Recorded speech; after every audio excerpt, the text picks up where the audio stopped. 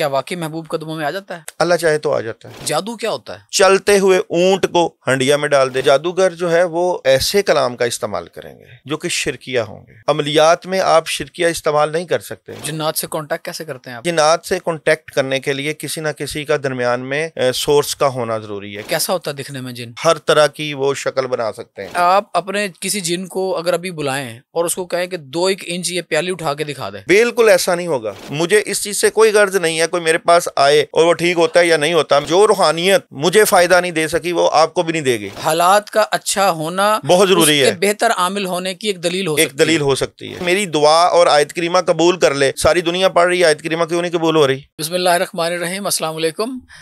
आपने अक्सर दीवारों पर लिखा देखा होगा कि काले इल्म की काट और पलट के माहिर, महबूब आपके कदमों में, पसंद की शादी, यूरोप, अमेरिका, ऑस्ट्रेलिया के वीज़े पक्के, और इस तरह के बेशुमार दावे जो लोग करते हैं, वो दावे किस बुनियाद पे किए जाते हैं, और जादू क्या होता है, जादू की अलामात क्या होती हैं, और ये जादू का पलट क्या होता है, और जादू के अंदर जिन्नात का क्या अमल दखल। इस पे हमने आज अपने स्टूडियो में इनवाइट किया है पाकिस्तान के सबसे मशहूर रूहानी स्कॉलर जनाब दाऊद जी दाऊद साहब को। अस्सलाम वालेकुम दाऊद भाई, आपका बहुत शुक्रिया, आपने आज हमें टाइम दिया और आपने मेरी किसी बात से ऑफेंड नहीं होना। अगर आपको कोई बात बुरी लगे तो मैं आपसे पहले ही माज़रत ख़्वाह हूँ। तो मुझे ये बताइए कि दाऊद भाई, ये लोग जो दावा करते हैं कि काले इल्म की काट और पलट के माहिर और चंद दिनों में महबूब आपके कदमों में, हम समझ नहीं आती हमें ये बात कि चंद दिनों में क्या, वो तो चंद सालों में महबूब कदमों में नहीं आता, ये चंद दिनों में कैसे आता है? सबसे पहले आप भी जानते हैं, मैं भी जानता हूं कि काम कौन करता है। काम सिर्फ और सिर्फ अल्लाह करते हैं। बेशक। कई लोग ये समझते हैं कि हम अमलियात कर रहे हैं, पढ़ाई कर रहे हैं, जिक्र अज़कार कर रहे हैं तो शायद हमारे काम उससे हो रहे हैं। कई लोग ये समझते हैं कि शायद वो 2.5 का अमल है, 1 दिन का अमल है, 2 दिन का अमल है और 3 दिनों में महबूब कदमों में। तो लोग समझते हैं कि शायद काम अबलीस करता है, शैतान करता है, तो हम जादू करवाएं या जादू के जरिए करवाएं। हालांकि अबलीस के पास भी ताकत नहीं है काम करने की। काम करने की ताकत सारी की सारी अल्लाह अज़्ज़ व जल के पास है। बेशक। ये एक इख्तियार दिया हुआ है, एक वे दिया हुआ कि आप सही रास्ते से अल्लाह से काम करवाओ, आप गलत रास्ते से। चले हम डायरेक्ट क्वेश्चन पे आ जाते हैं। मुझे ये बताएं कि जादू क्या होता है? जादू की अगर हम बात करें कि ऐसी मावराई ताकतों का इस्तेमाल करना जिससे आप अपने इख्तियारात, अपनी पावर्स और अपने ख़ास अमलियात को इस्तेमाल करके काम करवाएं। अब काम अच्छे हैं या बुरे उसकी बात नहीं है, काम करवाएं। अब मैं यहाँ पे 2 चीज़ों को फ़र्क रखूँगा, एक होते हैं अमलियात, एक होते हैं जादू। जादू की अगर मैं तारीफ बयान करूं तो ऐसे शिरकिया अल्फाज का इस्तेमाल करना जिनको इस्तेमाल करके शैतानी कुव्वतों को मुतहर्रक करना और अपने कामों के लिए इस्तेमाल करना जादू कहलाता है। और ऐसी जिक्र अज़कार, पढ़ाइयाँ और अल्लाह को राज़ी करने के अमाल करना, वज़ाइफ करना जिसको राज़ी करके आप अल्लाह से काम करवाते हैं, वो अमलियात कहलवाता है। तो 2 शोबे हो गए, एक हो गया अमलियात का शोबा, एक हो गया शैतानी यानी जादू का शोबा। एक ही हो गया ना, जादूगर ही अमलियात करते हैं ना, तो अमलियात और नहीं, कौन करता है? अमलियात जादूगर जो है वो ऐसे कलाम का इस्तेमाल करेंगे जो कि शिरकिया होंगे, जिससे इंसान दायरा इस्लाम से खारिज हो जाता है। अमलियात में आप शिरकिया इस्तेमाल नहीं कर सकते। आप अल्लाह ताला की हम्दो सना करेंगे, दुआ मांगेंगे, सदका देंगे, खैरात आपके कहने करेंगे। का मतलब ये है कि जादूगर शैतान से मदद हासिल करके किसी पे जादू करता है, ये कह रहे हैं आप? बिल्कुल ऐसे। अच्छा, ये बताइए कि जादू की अलामात क्या होती है? हमें पता कैसे चलेगा कि इस आदमी पे जादू है या कोई नफ्सियाती बीमारी है? देखिए, जादू की अलामात बड़ी आसान है। सबसे पहले कि जिस बंदे के ऊपर जादू किया जाता है उस बंदे के सबसे पहले जिस्म के ऊपर बदअसरात आते हैं। सर दर्द रहता है, कंधों पे खिंचाव रहता है और आंखें खिंची रहती हैं, जिस्म पे धब्बे बन जाते हैं, पसीने का ज्यादा आना, कपड़ों का कट जाना, बेख्वाबी, ख्वाब में सांप देखना, छिपकली देखना, बिच्छू देखना और कब्रिस्तान देखना, मुर्दे देखना और जिस काम में हाथ डालना वो काम का ना होना, अच्छे अच्छे वाले कारोबारी मामला चल रहे होते हैं वो तबाह बर्बाद हो तो जाना। ऑलमोस्ट एंजाइटी डिप्रेशन की यही अलामत होती है? नहीं होती है, मगर डॉक्टर जब लाइलाज मरीज को हमारे पास भेजते हैं, जब हम उसको पानी दम करके देते हैं और उसका इलाज करते हैं तो वो ठीक हो जाता है। तो कई डॉक्टर से आराम ना आए तो रूहानियत से इलाज होता है, और कई रूहानियत से इलाज ना हो तो डॉक्टर से होता है। तो हम इसको इसको एक दूसरे के मुकाबले पे थोड़ी खड़ा कर रहे हैं। रूहानी इलाज अपना है। प्लेसिबो इफेक्ट के बारे में सुना है आपने, क्या होता है? रूहानी इलाज अपना अपना रखता है असर। तो नबी की अहदीस सुने तो सूरह फातिहा में शिफा है, नो डाउट। सूरह अगर फातिहा में शिफा है, सूरह नहीं, फलक तो अब और आप दम पे चले गए ना, हम दम की बात नहीं कर रहे, इलाज का हम हिस्सा तो है। जादू की बात कर रहे हैं। देखिए, एक इलाज प्लेसिबो इफेक्ट ये होता है, ये एक मेडिकल की टर्म है कि अगर मेरी बॉडी के अंदर सपोज मुझे बुखार हो गया ना, तो मेरी बॉडी को अल्लाह ताला ने ऐसा बनाया, हर इंसान के जिस्म को अल्लाह ताला ने ऐसा बनाया है कि वो एंटीबॉडीज पैदा करती है और वो उससे लड़ती है और उसको मार के निकाल देती है बाहर, या उसको मार डेड कर देती है और आपका बुखार ठीक हो जाता है। जब हम मेडिसिन खाते हैं, एक तो वो मेडिसिन अपना काम करती है, एंटीबायोटिक से सपोज आपने खाई, वो अपना काम करती है। दूसरा, आपके ब्रेन को आपके सब कॉन्शियस ने मैसेज दिया होता है कि आपने अब मेडिसिन खा ली है तो अब आप ठीक होना शुरू हो जाएं। यानी आपका ब्रेन आपकी बॉडी को कहता है कि एंटीबॉडीज बनाना शुरू कर दो। आप अगर आपको कोई बुखार होता है या आपकी तबीयत ठीक नहीं होती, आप डॉक्टर को चेक करवाने जाते हैं, डॉक्टर प्रेस्क्रिप्शन लिखता है, आप वो हाथ में पकड़ के उसके क्लिनिक से बाहर निकलते हैं तो आपको लगता है कि आप 50% ठीक हो चुके हैं। ये प्लेसिबो इफेक्ट जो हमारा दिमाग, हमारी बॉडी हमारे लिए काम कर रही होती है। तो इसी तरह जब एक आदमी जिसने अपने सब कॉन्शियस में बिठा लिया है कि मैं किसी आमिल के जाए बगैर ठीक होऊंगा ही नहीं, तो उसको आप चाहे दम करें, चाहे आप उसको तावीज़ दें, चाहे आप उसके ऊपर कोई फूंक मारें या उसको कुछ सदका करने के लिए कहें, तो वो तो ऑटोमेटिकली आपके पास आके ठीक होना शुरू हो जाएगा और उसका ईमान पुख्ता हो जाएगा कि मैंने दम से या तावीज़ से ही ठीक होना है। इसको आप कैसे देखते हैं? आपकी अगर बात डॉक्टर की बात ली जाए तो कभी आपको बुखार हुआ हो और आपने ये फैसला किया हो कि मेरे लाशऊर में ये बात है कि मैं डॉक्टर के पास जाऊंगा तो मैं ठीक हो जाऊंगा, तो आप फैसला कर लें कि मैं नहीं जाऊंगा, और फिर आप क्यों नहीं ठीक होते, आप क्यों जाते हैं? नहीं, कई दफा हो जाते हैं। नहीं, कई दफा नहीं जाते ना, कई दफा हम नहीं जाते डॉक्टर के पास। अगर आप बिस्तरे मरग पे पड़े हो, तबीयत बहुत खराब हो और आप ऐसी सोच तो आती नहीं उस वक्त कि ऐसे करेंगे तो ऐसे होगा, जाना पड़ता है डॉक्टर के पास, दवाई लेनी पड़ती है, खानी पड़ती है, ना खाएं तो गुजारा नहीं होता। बिल्कुल, और खाना पड़ता है।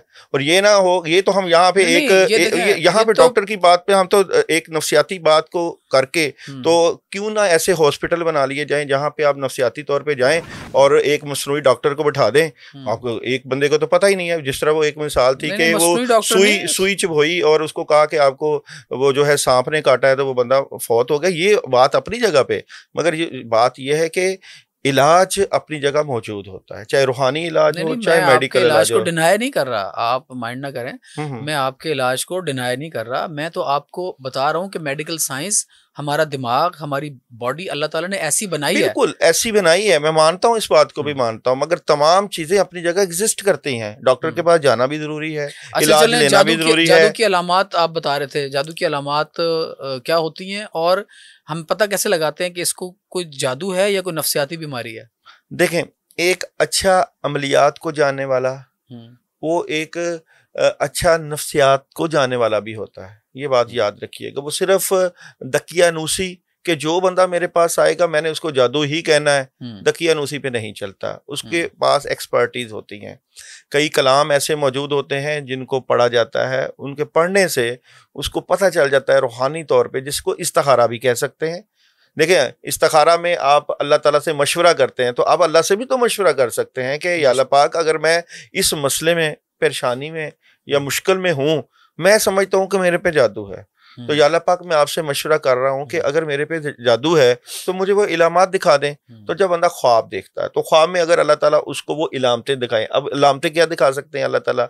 आप किसी पहाड़ से गिर रहे होंगे, आप कब्रिस्तान में मौजूद होंगे, आप गोश्त देख रहे होंगे, आप गोश्त कच्चा खा रहे होंगे, आपके कंधों पे वजन, आपकी जो, अगर खुदा ना खास्ता किसी ने आपके पुतले बनाकर कब्रिस्तानों में दफनाए होंगे, वो अल्लाह ताला अगर आपको कब्रिस्तानों में वो पुतले दिखा देंगे या उन लोगों के चेहरे दिखा देंगे जो आपके ऊपर पढ़ाई करवा रहे हैं या अमल करवा रहे हैं, तो अल्लाह ताला आपको मशवरा दे रहे हैं कि आप उससे बच जाओ। सूरह फलक नास पढ़ लो, आयतुल कुर्सी पढ़ लो, औज़ु बिल्लाहि मिनश शैतानिर रजीम पढ़ लो, किसी रूहानी अमल के पास चले जाओ।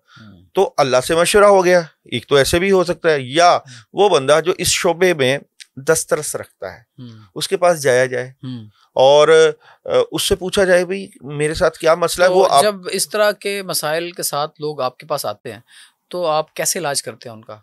देखिए, मेरे पास अगर कोई आए तो मैं सबसे पहले उसको पानी के ऊपर दम करके देता हूँ। कुरान पाक की आयत, ओके, सूरह फातिहा, आयतुल कुर्सी, सूरह यासीन की आयत, सूरह मुजम्मिल, कुरान पाक की आखिरी 10 सूरतें, या कुछ अलवी अलूम जिस तरह चहल काफ का इल्म है, हिज़्बुल बहर है और नादे अली है, इस तरह के कलाम पढ़ के पानी दम करके देता हूँ। उसके बाद कुछ नक्श होते हैं। ये पानी पीना ऐसे ही है कि जिस्म के अंदर, तो हदीस मौजूद है, पानी हमारी आवाज सुनता है, जिस्म के अंदर जो नेगेटिव असर है वो खत्म होता है। फिर जिस्म के ऊपर भी असर होता है, बॉडी के ऊपर, जिसे ऑरा कहते हैं, नेगेटिव ऑरा जो नजरे बद या जादू की वजह से पैदा हो जाता है। वहां हम कुछ नक्श देते हैं कि उसको जिस्म के साथ रब करें और उसको जिला दें। दो हिस्से हो गए, पानी वाला भी और दूसरा भी। फिर हम अगरबत्ती का इस्तेमाल करते हैं। अगरबत्ती लेते हैं हम, 2 अगरबत्तियां या 11 अगरबत्तियां, उनके ऊपर हम सूरह मुजम्मिल या आयतुल कुर्सी पढ़ते हैं। पढ़ के 7 दफा सर के दाएं और बाएं वार के उन अगरबत्तियों को जला देते हैं कि ताकि जो असर आपके इर्द गिर्द, आपके औरा के इर्द गिर्द है, वो अगरबत्तियों का धुआं उठे, उसको जायल कर दे। फिर हम चिराग का इस्तेमाल करते हैं। चिराग रुई की बत्ती बनाते हैं, उसको हम रुई की बत्ती को ऐसे जिस्म लेते हैं। जिस तरह जादूगर लोग जो है लीमू का इस्तेमाल करते हैं, पुतलों का इस्तेमाल करते हैं और चीज़ों का इस्तेमाल करते हैं, इसी तरह अमलियात में, उसकी काट में भी जो आमल लोग हैं वो उस रुई की बत्ती का इस्तेमाल करके उसके ऊपर कलाम पढ़ते हैं। कलाम में भी वही आयतुल कुर्सी, सूरह फलक, सूरह नास, या जिस इल्म का वो अमल अमलियात जिसने किए होते हैं। मिसाल के तौर पर एक बंदा रोजाना 1000 मरतबा आयतुल कुर्सी पढ़ता है, तब उसका अमल हो जाता है। तो वो पढ़ाई करके, अमलियात करके, तो रुई की बत्ती पे फूंक मार के उसके चिराग को जलाता है और चिराग का जो धुआं निकलता है वो उस असर को और उस औरा को काटता है। अब जब एक इलाज शुरू होता है, 10 दिन 11 दिन का इलाज होता है, तो वही मरीज जो कि स्ट्रेस रहता है, वही मरीज जिसके काम नहीं हो रहे, वही मरीज जो कि ला इलाज बीमारियों में चला जाता है, वही मरीज जिसकी तबीयत में बेचैनी रहती है, वो हल्का हो जाता है, उसको नींद सही आने लग जाती है, ख्वाब सही आने लग जाते हैं, यानी वो रिलैक्स हो जाता है, जिस्म से मनोवजन उठ जाता है। मैं आपकी बातों से ये समझाऊं कि हर काम, एक आदमी आपके पास अपना इलाज करवाने के लिए आता है, तो आपने एक आदमी के लिए इलाज करना शुरू किया, यकीनन उसकी नीयत थी। अब उसकी नीयत में आपकी एनर्जी भी शामिल हो गई। अब ये दोनों एनर्जीज मिलके उसके लिए काम कर रही हैं, और क्योंकि एनर्जी मैटर में कन्वर्ट होती है, तो इस तरह लोगों के काम हो जाते हैं। क्या हम इसको इस तरह से भी कह सकते हैं? जादू की डेफिनेशन हम ये भी कर सकते हैं, इलाज की डेफिनेशन हम ऐसे भी कर सकते हैं? नहीं, अल्लाह ताला ने कुरानी आयत में बड़ा असर रखा है। हमें जब कुरानी आयत पढ़ते हैं, सूरह फलक, सूरह नास पढ़ते हैं, और प्लस ध्यान, किसी बुजुर्ग, किसी अल्लाह वाले का जो ध्यान होता है, उसमें बड़ा असर रखा है। अगर यही सब कुछ हो जो आप कह रहे हैं, तो सारी दुनिया इसी का इलाज कर सकती है और बड़े अच्छे तरीके से कर ले। ऐसा नहीं है, इसके लिए बाकायदा ये एक फन, एक्सपर्ट के पास जाना इसका होगा, सीखना पड़ता है, आपको चिलाकशी भी करनी पड़ती है, आपको किसी बुजुर्ग का आपने फैज़ कभी कश्फुल कुबूर किया? कर सकते हैं, किया भी आपने है, कभी किया? किया है। तो कश्फुल कुबूर में जिनकी कब्र के बाहर आपने बैठ के कश्फुल कुबूर किया या अंदर बैठ के किया, तो उनसे फिर आपकी बात यकीनन हुई होगी? मेरे वालिद साहब फौत हुए थे, मैंने तकरीबन 1 हफ्ते के बाद जाके उनसे बातचीत की है। अच्छा, माशाल्लाह। बातचीत की, उन्होंने मुझे कुछ बातें बताई।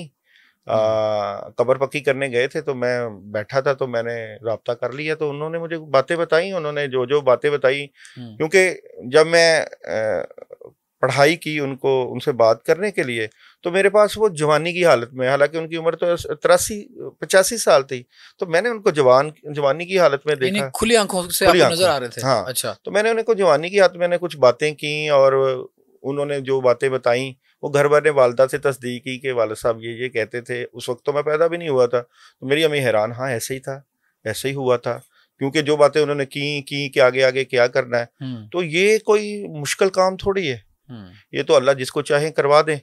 तो फिर मैंने दोबारा नहीं किया, क्योंकि फिर तबीयत पे बोझल आता है और मुश्किल काम। वालिद से मिलके भी बोझल हो गई तबीयत? नहीं, बोझल इस तरह के, एक बंदा इस दुनिया से चला गया, उसको क्यों डिस्टर्ब करना। एक बात एक दफा होगी और सारी चीजें हो गई, तो ये चीजें बगैर किसी बुजुर्ग के फैज के बार बार ऐसा करेंगे तो वो फिर कामों में रुकावट आती है, अपने कामों में रुकावट आती है। ये एक दफा ही काफी होता है जिंदगी में। अच्छा, चले ये बताएं, अब आजकल लोग किस किस्म के मसाइल लेके आ रहे हैं आपके पास? हर तरह के मसाइल हैं, मुआशरती जो भी मसाइल हैं वो रूहानियत से जुड़े हुए हैं। मसलन हर तरह की रूहानियत। अगर आपकी जॉब नहीं हो रही तो क्यों नहीं हो रही, या नजरेबद है या जादू है। अगर आप अच्छी शोहरत और काबिलियत के साथ तरक्की कर रहे हैं और फिर सब कुछ ठप हो जाता है, हासदीन।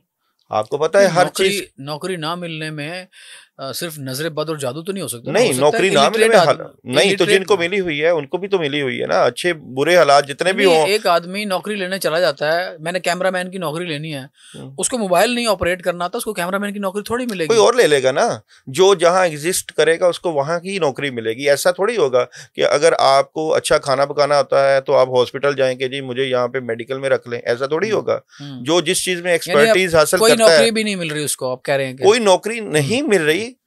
ऐसा हो सकता है जिसको नहीं नौकरी मिल रही मुझे बुलाए, मैं उसको जाके मजदूरी दिलवा देता हूँ। ऐसा क्या, उसका तो मजदूरी करने को भी दिल नहीं करता, उसका किसी ठेकेदार के पास जाके ईंटें उठाने को दिल नहीं कर रहा। क्यों नहीं कर रहा? ऐसा नहीं होता, मिलती है।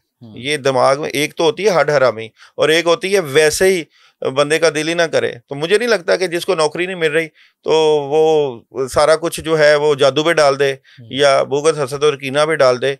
तो अंदर का फतूर भी एक अपना बनाया हुआ जादू है। ओके, अच्छा ये बताएं कि जिन्नात का आप लोगों के काम में कितना अमल दखल होता है? अल्लाह ताला ने पूरी कायनात बनाई है। अल्लाह ताला ने इस निज़ाम और इस सिस्टम को चलाने के लिए 1,24,000 अम्बिया इकराम भेजे। अम्बिया इकराम, सहाबा इकराम, तबा ताबईन, और ये सिलसिला औलिया अल्लाह तक चलता रहा और ये काम अल्लाह ताला उनसे करवाते रहे। अल्लाह ताला ने इसी तरह गैबी निज़ाम में हज़रत जिब्राईल अलैहिस्सलाम पैगाम लेकर आते रहे। नबी करीम सल्लल्लाहु अलैहि वसल्लम अल्लाह डायरेक्ट भी पैगाम पहुंचा सकते थे। अल्लाह इन्नल्लाह अला कुल्ली शैइन कदीर, अल्लाह ताला ने हवाएं चलाने के लिए, नहीं मैं जिन्नात का पूछ रहा हूं, मैं वहीं पे आ रहा हूँ। अल्लाह ताला ने हवाएं चलाने के लिए जो है वो फरिश्ते और सारे कामों के लिए अल्लाह ताला ने अपनी मखलूक बनाई। जिन्नात, फरिश्ते, मोक्कल, जिन्नात, ये सब अल्लाह ताला के कामों में लगे हुए हैं और अल्लाह ताला इनके जरिए काम करवाते हैं। हम ये थोड़ी कहते हैं कि काम ये करते हैं, काम तो अल्लाह करते हैं। तो ये जो जिन्नात जो जिक्र अज़कार पढ़ाइयों से अपने कामों के लिए लगाए जाते हैं, ये काम करते हैं और ये काम अच्छे करें, अच्छे कराएंगे तो अच्छाई, अच्छा सिला, और बुरे करवाएंगे तो फैसला अल्लाह के पास है। तो जिन्नात काम जिन्नात करते से हैं। कांटेक्ट कैसे करते हैं आप? अच्छा, जिन्नात से कांटेक्ट करने के लिए किसी ना किसी का दरमियान में सोर्स का होना जरूरी है। किसी सोर्स, वो आपका कोई पियारो वगैरह होता है, मुर्शद, आपका उस्ताद, अच्छा, आपका वली, आपको सिखाने वाला जो आपको गाइडलाइन देता है। क्योंकि किसी भी चीज को सीखने के लिए उस्ताद की जरूरत होती है। अगर आपने नहीं उस्ताद से तो माशाल्लाह आप तो खुद उस्ताद हैं, सीख लिया आपने। मैं पूछ रहा हूँ कि जिन्नात से कांटेक्ट कैसे करते हैं आप? बात कांटेक्ट कैसे, कलाम पढ़ते हैं हम, सूरह मुजम्मल पढ़ूंगा तो सूरह मुजम्मल के जो भी सोर्स हैं वो सामने आ जाते हैं। वो आ जाता है सामने, आ जाता है। तो कैसा होता है दिखने में जिन? देखें, एक तो इसमें याद रखिएगा कि जिन्नात आग से बने हुए हैं, हर तरह की वो शक्ल बना सकते हैं, याद रखिएगा। अगर आप अच्छे बुजुर्गों और नेक लोगों के पास बैठेंगे तो वो उन्हीं की शक्ल में आएंगे, यानी बुजुर्ग की शक्ल में आएगा, बुजुर्ग की शक्ल में आएंगे। मिसाल के तौर पे यहाँ पे है कि मैं अगर अपने बुजुर्गों के साथ फैज़ याफ्ता हूँ तो रूहानी तौर पे मैं पढ़ूंगा सूरह मुजम्मल तो मेरे सामने जो ध्यान है वो मेरे बुजुर्ग का आएगा, बुजुर्ग आएंगे, या एक तो वो ध्यान है, और साथ जिन्नात जो है वो जिस कलाम का पढ़ूंगा वो अपनी शक्ल लेकर आएंगे। कईयों का, जैसे सूरह मुजम्मल के जो मौक्कल है उनका नाम अमीर हमजा है, तो जब हम पढ़ेंगे उनका 12 फुट का कद है, काली। अमीर हमजा तो चचा थे नबी पाक सल्लल्लाहु अलैहि वसल्लम के। ये यही चीज समझानी है कि इनके भी नाम इसी तरह ही होते हैं। अच्छा, ये जिन्नात के नाम, इनके नाम ये ऐसे ही रखते हैं जैसे हम नाम रखते हैं। यासीन नाम हो सकता है, हमजा हो सकता है, अली हो सकता है। अब ये है कि जी मैंने पढ़ाई की, जिक्र किया तो अली आ गए, अली वो वाले नहीं आए, उनका नाम, ये जिन्नात भी ना इनके भी नाम है। जिस तरह हम रख लेते हैं, जिस तरह हम नाम रखते हैं। अगर आपने जिन्नात को समझना है, अगर आपने जिन्नात को समझना है तो हमें ऐसे ही समझना पड़ेगा जैसे हमारा माहौल है, ऐसे ही इनकी दोस्तियां, ऐसे ही इनके ताल्लुक हैं, ऐसे ही इनकी लड़ाइयां हैं। तो चले आपने सूरह मुज़म्मिल पढ़ी और जिन आ गया, तो फिर वो आपसे बात करता है, फेस टू फेस बात होती है या नहीं? मैं दिल की कैफियत मैंने बुलाया किस लिए? मैंने बुलाया किसी मरीज के लिए। ओके, मैंने मरीज के लिए बुलाया, वो मुझे बताएगा कि जी आप इसको पानी दम करके दे दो, या आप इतनी दफा पढ़ लो और इसको ये नक्श दे दो। मेरा तो जो काम है मैंने उस काम के लिए करना है, मुझे क्या जरूरत है उसको बार बार बुलाने की। या जिन आपके लिए गूगल का काम करता है, जैसे वो मैं लास्ट ईयर यूके गया। बिल्कुल आप कह सकते हैं जी, तो गूगल का भी काम कर सकता है। मेरे दोस्त का ना के फादर की तबीयत बहुत ज्यादा खराब थी, तो हम उनको हॉस्पिटल लेके गए, तो उन्होंने बताया, तो उन्होंने डॉक्टर ने फौरन गूगल खोल लिया। तो अच्छा, मुझे हैरत भी हुई कि हमारे डॉक्टर्स इतने अच्छे हैं, और ये डॉक्टर, हम तो बड़ी तारीफें सुनते हैं यूके और बाहर के डॉक्टर्स की, लेकिन डॉक्टर ने फौरन गूगल खोल लिया, यहाँ का कोई डॉक्टर ये काम करेगा तो हम दोबारा जाएंगे नहीं उसके पास। तो इसी तरह वो जिन आपको आके बताता है कि भाई आप इसको ये तस्वीर दे दो पढ़ने के लिए, या ये अमल करो इसके लिए, यही कह रहे हैं आप? मुझे जो कोई भी मसला पड़ेगा, मैं आंखें बंद करूंगा, आंखें बंद करके मैं तीसरा कलमा पढ़ूंगा या पहला कलमा पढ़ूंगा या दूसरा कलमा पढ़ूंगा, मैं अल्लाह से मशवरा करूंगा। मिसाल के तौर पे मैं बीमार हुआ हूँ, मैं आंखें बंद करके कोई भी कलाम पढ़ूंगा, मैं अल्लाह से मशवरा लूंगा कि मुझे नेशनल हॉस्पिटल जाना चाहिए या इत्तेफाक हॉस्पिटल जाना चाहिए। मेरे दिल में, अल्लाह दिल में भी डाल सकते हैं, मेरे सामने मेरे बुजुर्गों का ध्यान भी डाल सकते हैं, या मेरे सामने एक पिक्चर भी चला सकते हैं कि आपने ये करना है।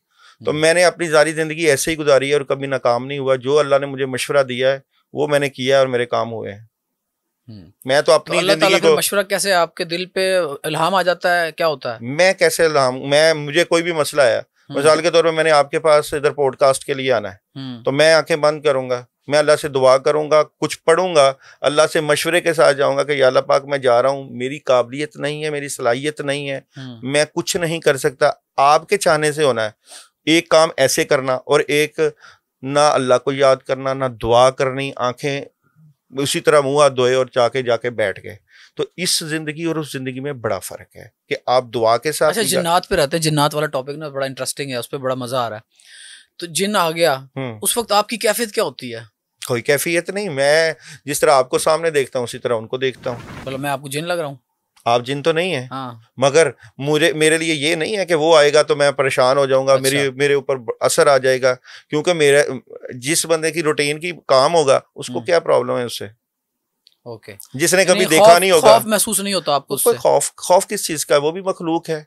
खालक, खौफ सिर्फ खालक का। कभी आपका जिन्नात, यकीनन आपके, अब आपने अमलियात करके अपने ताबे किया हुआ है जिन्नात को? ताबे नहीं होते ये। अच्छा, मोहब्बत है उनकी। चले, मोहब्बत है। मोहब्बत में तो अगर देखें ना, अगर कोई किसी से मोहब्बत में, मैं किसी को कहूँगा यार मैं आज मेरा ऑफिस जाने को दिल नहीं कर रहा, मेरी शक्ल में जा जरा कुतुब ऑनलाइन तो प्रोड्यूस करके आ। ये ऐसे काम अल्लाह को कहे या कभी हमने, मैं उसको मैं फर्क मैं कभी नहीं ना कहता, लेकिन नेचुरल और अल्लाह में तो नेचुरल में रहना फर्क ही नहीं है ना अल्लाह ताला। और मैं एक बात कर रहा ना, हम ये भी तो कहते हैं कि या अल्लाह पाक आप तो बड़े कादरे मुतलक हैं, सब कुछ करते हैं। यहाँ से अगर मैं आपको तब मानूंगा कि ऊपर से चाय का कप नीचे आए और मैं आप पे ईमान ले आऊंगा, कभी ऐसे सोचा है? कभी ऐसे होता है? नहीं, मैं एक बात कर रहा हूँ ना, हो भी नहीं सकता, नहीं तो शिर्क हो जाएगा ना, शिर्क हो जाएगा ना। हम खुदा पे हमारा ईमान है, आपका जिन्नात पे हमारा ईमान नहीं है। क्यों नहीं ईमान? अल्लाह की मखलूक है, क्यों नहीं ईमान जिन्नात पे? सूरह जिन पे यकीन नहीं रखते, सूरह फलक और सूरह नास पे यकीन नहीं है। हम टॉपिक को नहीं, क्यों नहीं ईमान आपका? हम थोड़ा चेंज करते हैं। नहीं, पहले मुझे तो बताइए। मेरा इस पे इतना ईमान है कि जिन्नात अल्लाह ताला की मखलूक है। मेरा जिन्नात पे उतना ही ईमान है जितना अल्लाह पे ईमान है, क्योंकि अल्लाह जिन कुरान पाक में मौजूद है। जिन्नात की एक जमात आई थी जिसने नबी पाक सल्लल्लाहु अलैहि वसल्लम के हाथ पे इस्लाम कबूल किया था। सऊदी अरब के अंदर आज भी वो जगह मौजूद है, मस्जिद जिन के नाम से। मैंने वो विजिट भी की हुई है। चले, आप अपने किसी जिन को अगर अभी बुलाएं और उसको कहें कि 2-1 इंच ये प्याली उठा के दिखा दे, उठा सकता है वो? बिल्कुल ऐसा नहीं होगा ना, ऐसा होता है क्योंकि ये चीजें गैर मरई हैं, ये अल्लाह के हुक्म से होती हैं। अल्लाह ताला उन्हीं को इख्तियार देता है जो इनको आजमाइश में नहीं डालता। आप क्यों नहीं जिन हासिल कर सके, आप क्यों नहीं बात कर सके, आप क्यों नहीं कश्फल कबूर तक पहुंच सके। एक थोड़ा सा तल्ख सवाल है दाऊद भाई, आप नाराज ना होइएगा। बिल्कुल। मैं आपको जानता हूँ, आप जो बात करते हैं ठीक बात करते हैं, क्योंकि आप लोगों को लूटते भी नहीं हैं। आपके पास लोग इलाज करवाने आते हैं, आप उनका ठीक इलाज भी करते हैं। लेकिन मैं सिर्फ इस दावे के लिए पूछ रहा हूँ, आपने दावा है ना आपका कि आपके पास जिन्नात काम करते हैं, मैं यकीन कैसे करूँ कि वाकई जिन्नात आपके पास हैं? जो मरीज मेरे पास आता है, बेशबहा मरीज हैं, उनकी तबीयतें ठीक हुई हैं, उनके ऊपर जिन्नात की हाजिरियां खत्म हुई हैं, वो नॉर्मल जिंदगी गुजार रहे हैं और कामयाब तरीन लोगों में उनका शुमार होता है। मैंने अपनी जिंदगी को प्रैक्टिकल में देखा है। लोग जो आए हैं उनको मैंने प्रैक्टिकल देखा है। जो लाइलाज मरीज जो 16-16 साल से लोगों के पास जा रहे हैं, जो उन्हों से इलाज नहीं हुआ, जब हमने बुजुर्गों की दुआ से, अमलियात से, वज़ाइफ से उनका इलाज किया है, तो मेरा यकीन और पुख्ता होता जा रहा है। मैं और इस पुख्ता यकीन के साथ, कामिल यकीन अगर के मैंने साथ, किसी आमिल के पास इलाज करवाने जाना है तो पहले मैं स्टैटिस्टिक्स इकट्ठे करूं कि इसके पास 1000 मरीज गए हैं, 1000 में से 990 ठीक हो चुके हैं, तो ये ठीक आमिल है, इसके दावे भी ठीक हैं। आपका दावा, क्योंकि लिखी पड़ी बात तो कोई भी नहीं है ना। देखें, आपका दावा है, मैं आंखें बंद करके आपके दावे पे यकीन कर रहा हूँ, लेकिन आपके पास अपने दावे को साबित करने के लिए कोई चीज भी नहीं है सिवाय इसके कि मेरे मरीज ठीक हुए हैं। मेरी बात सुने, ये दावा अपनी जगह, मैंने अपनी जाती जिंदगी में इस चीज को, रूहानियत को देखा है। मैंने अपनी जाती जिंदगी में अपनी जो चीजें मेरे से नहीं हो सकी उसको मैंने कामयाब देखा है। मैं जहां कहीं भी मुश्किल में होता हूँ, परेशान होता हूँ, मैंने जो वज़ाइफ किए, जो जिक्र अज़कार किए, या मैंने जो अपने बुजुर्गों का ध्यान किया, उससे मेरे वो जो काम जो नामुमकिन थे अगर हुए, तो मैं तो अपने पैटर्न पे रहूंगा। मुझे इस चीज से कोई गर्ज नहीं है कोई मेरे पास आए और वो ठीक होता है या नहीं होता। मैं अपनी जिंदगी को फोकस करके, अपने मामलात को फोकस करके फैसला करूंगा। जब मैंने फैसला किया कि जो रूहानियत मुझे फायदा नहीं दे सकी वो आपको भी नहीं देगी, जो मेरी रूहानियत, अगर आप अपने इस रूहानियत से हालात अच्छे नहीं कर सके तो मैं जो है वो राव-शाहद के हालात नहीं अच्छे कर सकूंगा। अगर मैं अपने बच्चों का फ्यूचर या अपने घर, जो मेरी जिंदगी में कामयाबियां नहीं थी, अगर मैं नहीं हासिल कर सका तो मैं आपके लिए क्या करूंगा? एक मयार तो पता चल गया कि उस आमिल के पास जाना चाहिए जिसका डीएचए में घर हो, जिसके पास अच्छी गाड़ी हो, जो अच्छे कपड़े पहनता हो, जिसकी जेब में पैसों से उसका वॉलेट भरा हुआ हो। तो हम फिर यकीन करेंगे ये चूंकि अपने काम सारे करवा चुका है, अब ये हमारे काम भी करवा लेगा। नहीं, ये कह रहे हैं ना आप? ये मियार बिल्कुल आप कह भी सकते हैं, ये बिल्कुल ये मियार भी हो सकता है, मगर कई लोगों को आजिज़ी पसंद है, कई लोगों को इनकसारी पसंद है, कई लोग जो है दिखलावा नहीं चाहते अपनी जिंदगी में। दिखलावा की तो समथिंग एल्स। मैं मतलब देखे ना, मेरी बेसिक नेसेसिटीज है ना, मेरा अच्छी जगह घर हो, मेरे बच्चे अच्छे स्कूल में पढ़ते हो, मैं कह सकता हूँ, मेरे पास अच्छी गाड़ी हो। कि एक आमल के हालात का अच्छा होना, एक आमल, चले एक म्यार आज हमने कर लिया, एक आमिल के हालात का अच्छा होना बहुत जरूरी है, बेहतर आमिल होने की एक दलील हो सकती है। ठीक है। अच्छा, हमें बहुत अरसा हो गया है इस तरह के प्रोग्राम्स करते हुए। हमें ना हर बंदा आके ये दावा करता है कि मैं काले इल्म की काट करता हूँ, मैं जादू की तोड़ करता हूँ, मैं जनाब सिफली इल्म हो, काला इल्म हो, बंगाली इल्म हो, नीला इल्म हो, पीला इल्म हो, मैं सबको तोड़ कर दूंगा। लेकिन ये कोई दावा नहीं करता कि मैं करता भी हूँ जादू। तो क्या जादू करने वाले मौजूद हैं आज के दौर में? मैं आपको इस बात को ये कहूँगा कि जिस तरह नेगेटिव चीजें जो है ना, उनका जोर है, उनका शोर है, आप थोड़ा सा नेगेटिव करें, शैतान आपका साथ देने के लिए भरपूर तैयार होता है। पॉजिटिव, मैं ये रियलिटी कह रहा हूँ, इसलिए हमें बुरे लोग माशरे में नुमाया नजर आते हैं। सही, इसी एग्री आपके पास? तो थोड़ा सा बंदा नेगेटिव करे ना तो सारी दुनिया इकट्ठी हो जाएगी। और नेकी के लिए, अमर बिल मारूफ नही वल मुनकर के लिए आपको तने तनहाई खड़ा होना पड़ता है। तो तने तना खड़े होते हैं। सवाल आपसे किया था कि जादूगर मौजूद हैं नहीं? बिल्कुल मौजूद है, बेशबहा जादूगर मौजूद है। ये कैमरामैन वाला भी जादूगर हो सकता है, ये ऑडियंस भी जादूगर हो सकती हैं। जादू हसद से, हसद जो है वो आपके घर से भी शुरू हो सकता है, और हसद से नजर लगती है, नजर जादू से भी ऊपर है। बदनजर वाला सवाल मैंने आपसे करना था, आप खुद ही इस मौजू पे आ गए। बदनजर क्या होती है? नबी करीम सल्लल्लाहु अलैहि वसल्लम की हदीस को पढ़ेंगे तो उम्मत का 1/3 हिस्सा नजर बद से कब्रिस्तान में जाएगा। नजर बद चलते हुए ऊंट को हंडिया में डाल देगी, अच्छे भले जवान को कब्र में डाल देगी। नजर बद से बचने का तरीका क्या है? सबसे पहले तो मसनून दुआएं पढ़नी चाहिए, आपकी जिंदगी में मसनून दुआएं होनी चाहिए। सुबह शाम की मसनून दुआएं, नबी करीम सल्लल्लाहु अलैहि वसल्लम की जिंदगी, नबी करीम सल्लल्लाहु अलैहि वसल्लम की जिंदगी हमारे लिए बेहतरीन नमूना हयात है।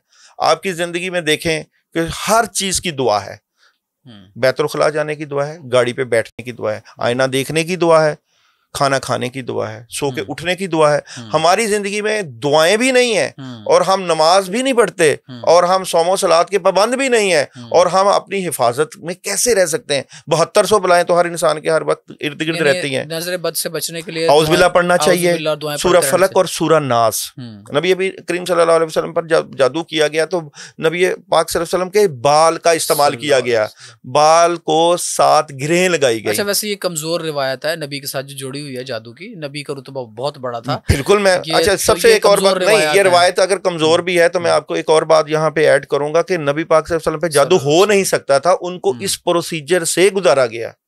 प्रोसीजर दिखाना था ना उम्मत को, बाल तक पहुंचने के, कौन उनके बाल तक पहुंच सकता है, उम्मत को बताना था। तो चले जादू में फिर लोग बालों का इस्तेमाल, कपड़े का इस्तेमाल, नाखन का इस्तेमाल करते हैं, बल्कि उस बंदे के चलते हुए पाँव की मट्टी का इस्तेमाल भी करते हैं। अच्छा चलें, जो मैंने इंट्रो दिया था हम उस पर आ जाते हैं। ये बताएं कि ये जो दावा है कि महबूब आपके कदमों में, क्या वाकई महबूब कदमों में आ जाता है? अल्लाह चाहे तो आ जाता है।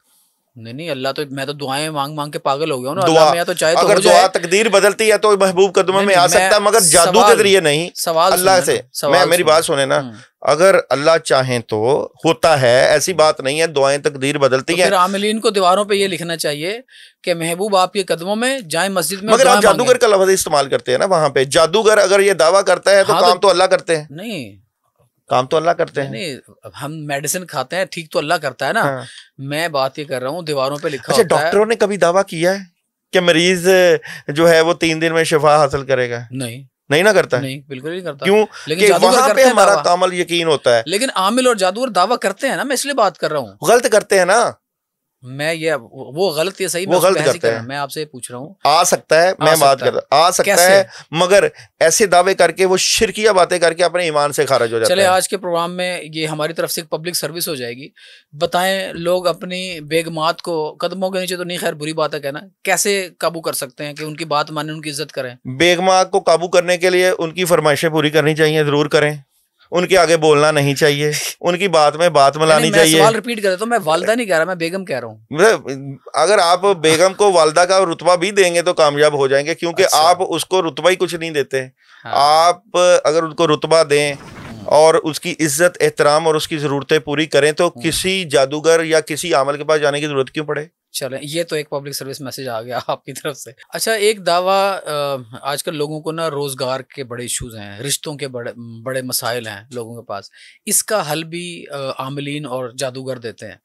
तो एक लड़की जो बदसूरत है, किसी अच्छी फैमिली से भी नहीं है, पढ़ी लिखी भी नहीं है, वो एक आमिल के पास चली जाती है पढ़ के महबूब, और वो पसंद कर बैठी है अपने मोहल्ले के शाहरुख खान को। तो मुझे बताएं कि कैसे वो महबूब उसके कदमों में आएगा? एक मेरी बात याद रखिएगा, अगर आपने काम अल्लाह से करवाने हैं ना, आपने काम अल्लाह से करवाने हैं तो सबसे पहले इज्जो इनकिसारी अल्लाह के सामने होती है।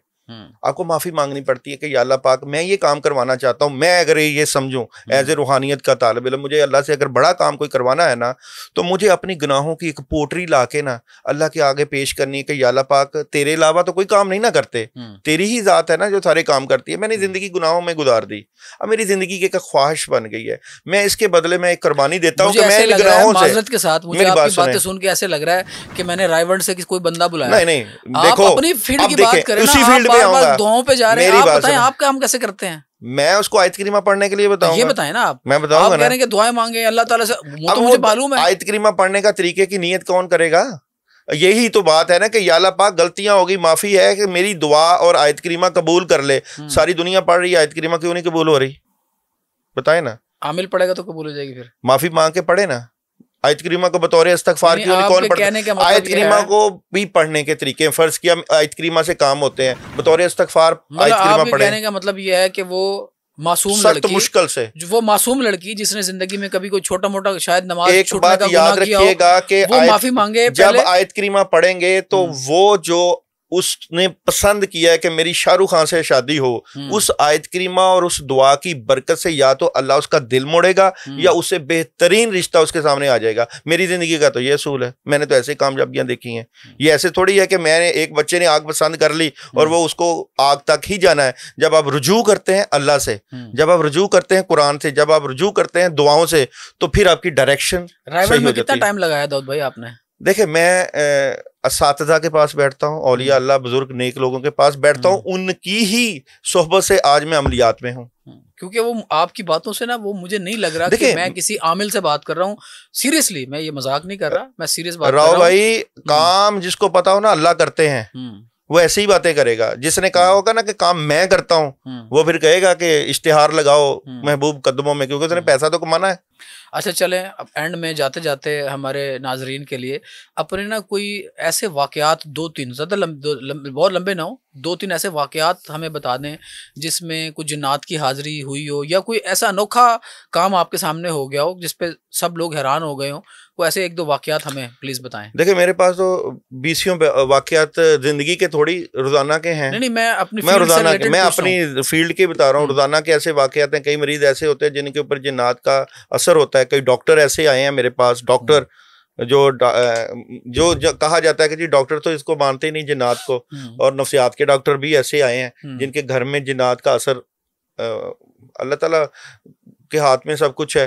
तो हाजिरी थी जिन्नात की, मैंने पढ़ाई की, हाजिरी भी हुई, खत्म भी हुए और ठीक भी हुए, और ऐसे 20 लोग मौजूद। वाकया सुनाए, कोई वाकया मैंने कहा कोई ऐसा मुझे याद है कि आपने एक दफा मुझे सिफारिश की थी किसी एक बंदे की, आपके ही मीडिया का बंदा था। उन्होंने 18 साल से मुख्तलिफ जगहों पे इलाज करवाया था जिन्नात का। मैं नाम भी नहीं लूंगा, बताऊंगा भी नहीं। मैं ये वाकया नहीं कह रहा, देखिए मैं बता रहा हूँ, वाकया नहीं कह रहा, मैं ये कह रहा हूँ उनके ऊपर हालात खराब थे, जिन्नात की हाजिरी थी और नहीं गए। मैंने उन जिन्नात को हाजिर किया। वाकया कह रहा हूँ, देखिए मैं दोबारा रिपीट कर देता हूँ। मैं आपको कोई मिसाल के तौर पे लोग वाकया सुनाते हैं ना, वो हमारे मोहल्ले में एक जिन था, एक दिन हम सब लोग खड़े हुए थे मगरिब की नमाज के बाद, उसने बेरी के ऊपर से झांक के देखा तो सब लोग डर के भाग गए। मैं बुजुर्गों के साथ सखी लाल शहबाज कलंदर गया और वहां पे मेरी मुलाकात एक जिन से हुई।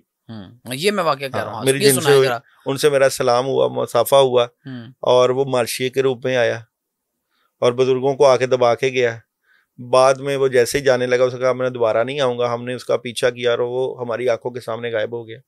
ऐसे वाकयात बेशक पड़े हुए हैं। मैं अब और कोई वाकया इस तरह का, ये बड़ा अच्छा इंटरेस्टिंग था वाकया ये वाला, और भी कुछ तरह देखें अब ऐसे वाकयात मौजूद हैं। कई जो पीर फकीर हैं ये मलंगों की शक्ल में आते हैं।